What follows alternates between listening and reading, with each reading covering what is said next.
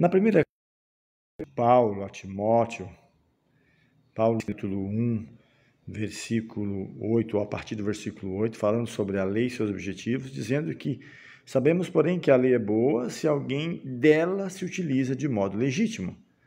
Verso 9 ele fala, tendo em vista que não se promulga a lei para quem é justo, mas para transgressores e rebeldes.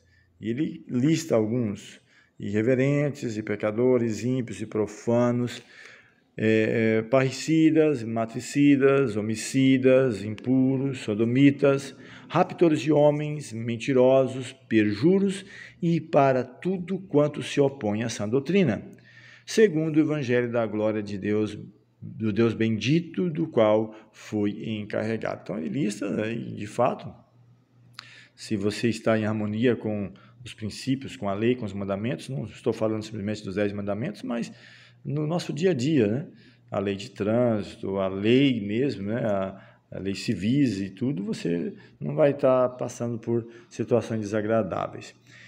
Falando agora sobre a graça e a sua eficácia, Paulo, ele diz que, capítulo 1, ele diz que transbordou, porém, a graça do nosso Senhor com fé e amor que há em Cristo. Verso 15 ele diz, fiel é a palavra e digna de toda aceitação, que Cristo Jesus veio ao mundo para salvar os pecadores, dos quais eu sou o principal. O apóstolo Paulo ele se coloca como o principal pecador.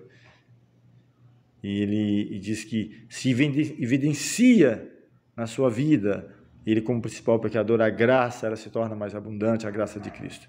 E ele fala no verso 17, assim ao Rei eterno, imortal, invisível, Deus único, honra e glória pelos séculos dos séculos. Ainda quero fazer mais uma pequena meditação no capítulo 2, falando sobre a prática da oração por todos os homens. Ele diz ainda sobre um só mediador.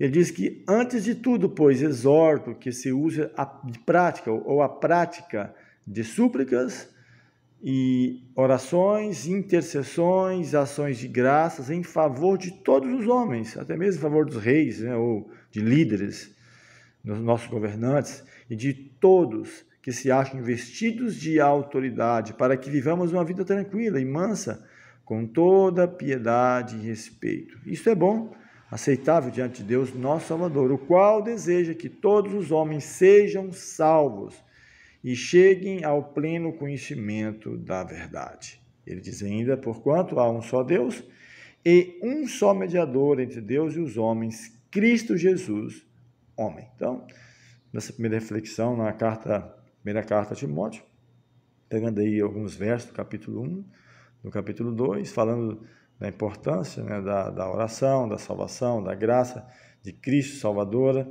e o desejo, né, de que todos cheguem ao pleno conhecimento da verdade e sejam salvos.